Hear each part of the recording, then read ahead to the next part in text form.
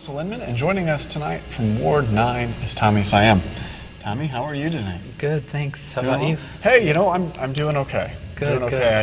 I had my sabbatical, right? I wasn't here for the last council action, so I've got a little bit extra energy, and I've got to keep up with the spunk that I hear Carrie brought to the table. All right. Well, glad you're back, and thanks for having me as well. Absolutely. Let's talk about the meeting. Most of this meeting was filled up with hearing from citizens. I mean, that's a big part of the council meeting and the agenda, to give the citizens a chance to come up, address the city council with positives or concerns that they have about the city. Sure. Lately, we've seen a lot from a lot on the pit bull ban. You want to talk about the pit bull bullies? Yeah, they're basically you know, in my opinion anyway, a special interest group that has been coming to the last several meetings, maybe the last 4, 5, 6 meetings maybe, and they dress up in orange shirts, and you know, they appeal to us to repeal the city's ban on pit bulls. I've been actually pretty interested in what I see as some contradictory thinking on their part, because they're telling us all the time that the majority of people support a repeal of the ban, and you know, they talk to us tonight about likes and social media and all this and that stuff, but then they're also the ones who rejected the idea of having a citywide referendum on the issue. So they're lecturing us about listening to the people, but they decided very consciously and deliberately that they don't want to do the same thing themselves. Interesting. But what's more kind of disturbing to me than that is the attacks that they put out on us in the city and social media. They have put out a lot of attacks on some on me, some on Mr. Schmidt, some on Mr. Henke. They're making personal attacks on Councilman Jones, as nice as they were to him tonight, and they even brought food for a team and everything, which we appreciate. But they've been attacking him in social media. And it's, you know, things that aren't true, but they say those things, and they even attack our city clerk, Karen Goodwin, which also surprises me. It's like, what did she do to them, you know? But in social media, you know, it's a lot different story. They went to the city's Facebook page, and they purposely give it low ratings to make the city seem like a bad place to live. They organized lawsuits against the city, or at least they've been planning on doing that. So I don't know, otherwise I might have been open to the idea of it, but I think they've done themselves and their cause a great disservice by doing all these things, and I think that behavior is pretty unfortunate. So. Was the city looking at repealing this pit bull ban before they came, or was this just kind of brought up with... To my knowledge, I mean, I'm the newest member of the council, but to my knowledge it had not been an issue before. Okay. So. Well, I guess we'll see how this plays out. They've been at the last several meetings. Imagine we'll see them again at the next one. Yeah. I mean, they're persistent. We have to give them that. We also had several members show up today. Joe Ashari was one of them. I guess they're talking about some strip centers and their desire to put daycares in some of these strip facilities. Yeah, and what he and a couple of other business owners were here to speak about. The city has an ordinance that does not allow child daycare centers in like strip malls or little business plazas like that, and they were asking us to change that because he has Mr.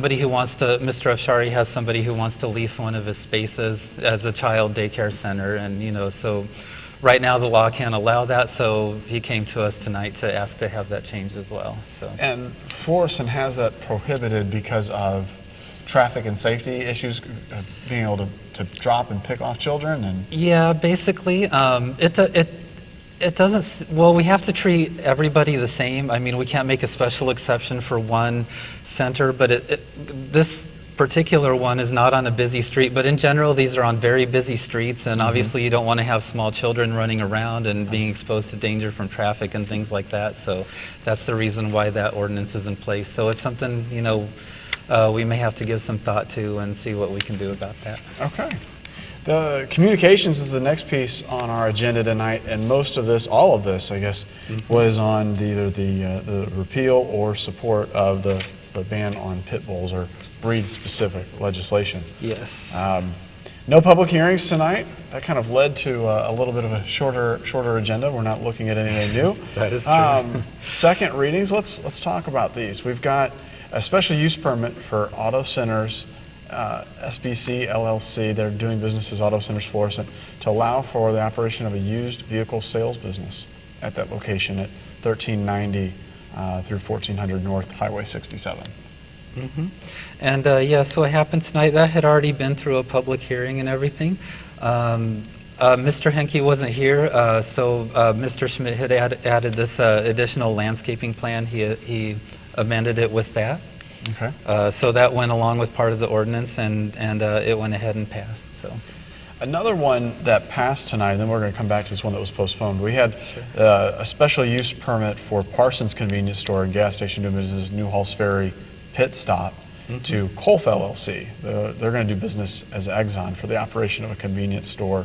That one's at 12785 New Halls Ferry Road. Right, and so this is just going to operate the same way. It's just going to be under different ownership. And you know, on New Halls Ferry in that area, there are two gas stations right in a row. There's a BP, and there's the red and white Exxon station, and that's the one that this is referring to here. Okay. So it's just a change of ownership, not even no new flags or anything. It's just, as far as I know, yeah, I don't think anything is changing like that. So now, if we can talk for a second, the ordinance authorizing an appropriation of $45,000 from the General Revenue Fund, telephone, to cover additional costs for telephone. This was postponed tonight. There was an executive session that covered this as a topic. Can you talk to us a little bit about why this was postponed, and maybe give the residents some insight to what this $45,000 appropriation would be for? Because we'll probably see this in a future meeting. yeah, it may even come up on the first meeting of next month in September. I will try my best. So what happened is last year there was an audit conducted on our telephone systems, and this was back when I believe it was under the maybe you can correct me if I'm wrong. I believe the telephone systems were under the police department budget rather than the IT budget, or anyway, it was recently moved to the IT budget, and they found I guess there were some extra expenses or something like that. They got some new fax lines and things like that they mentioned in the executive session. The audit was to have saved quite a bit of money, but those savings were used somehow, and they're asking for an additional appropriation on top of that.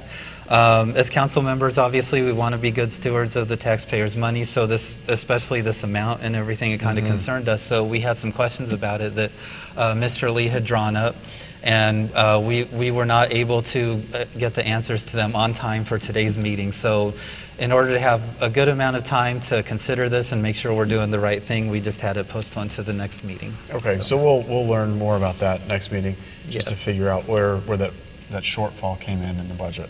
Right. Okay. New business tonight. Board appointments were first. We had a couple kind of reappointments there.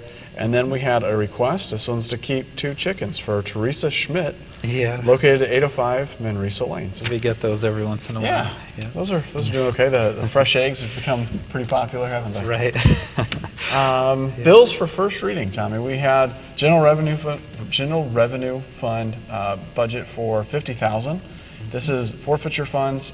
This kind of comes into play with what the police department has seized from some of their ventures, right? And it's going to be reused for some police department equipment and expenditures. Right, and although normally we don't do 3 readings in one night, we were happy to do this because, we care about our officers. We want to make sure their safety is taken care of and they have the proper equipment to go out there and help keep us safe and everything. So this was a very good thing for us to support, and we were happy to do it. And the next first reading also went through in 3 tonight. Councilman Lee spoke to this very well. This one's for the professional services for the geotechnical service to repair the slope and path of Sunset Greenway Trail near Ruiz's.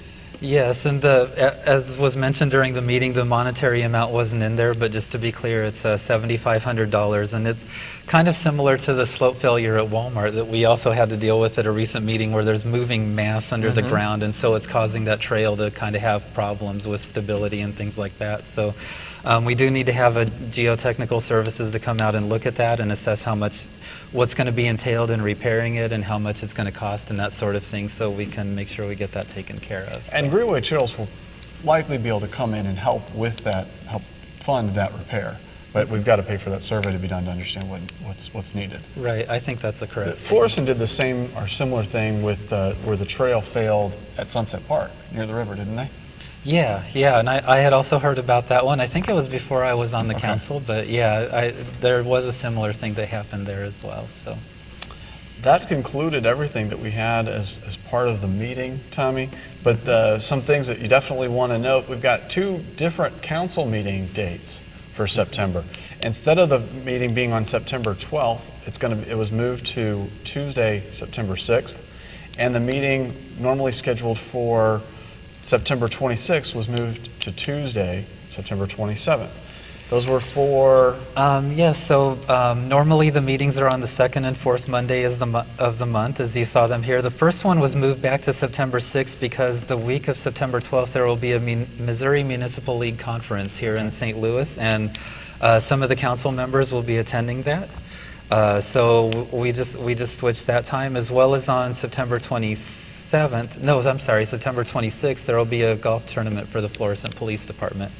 I believe it's the Welfare Association.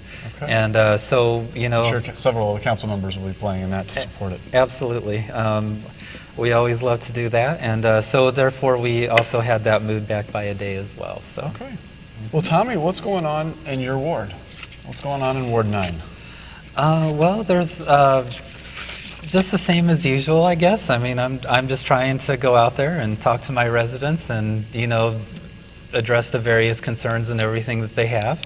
I did want to let them know, for anybody who doesn't know, you're always welcome to contact me either by telephone 314-757-2594 or the email address ward9, just the number 9 @florissantmode.com. I'd be happy to address any concerns or issues or questions that you might have. Yeah, otherwise just keeping busy and everything. Yeah. Good. So. Well, I've heard the Race to the Shrine. We've got that coming up. What else is going on in the city? There is one more thing I wanted to mention in particular. I'm glad you reminded me. And if you have any others, you're welcome to say too. But the mayor mentioned a senior town hall meeting on September 15th. And I'm glad you reminded me because I meant to mention that tonight as well. It's 9 to 11 a.m. In the Egan Center. And so that's always a good event and everything. And I would think most of us would be there, as well as the mayor too, of course, you know. So looking forward to that too. So. Well, Tommy, thanks for your take on the council meeting tonight. We appreciate the time that you've spent explaining this to the residents of Florissant. Okay, thank you. Appreciate it. And thanks for watching. I'm Russell Inman. This has been Council Action. We'll see you next time.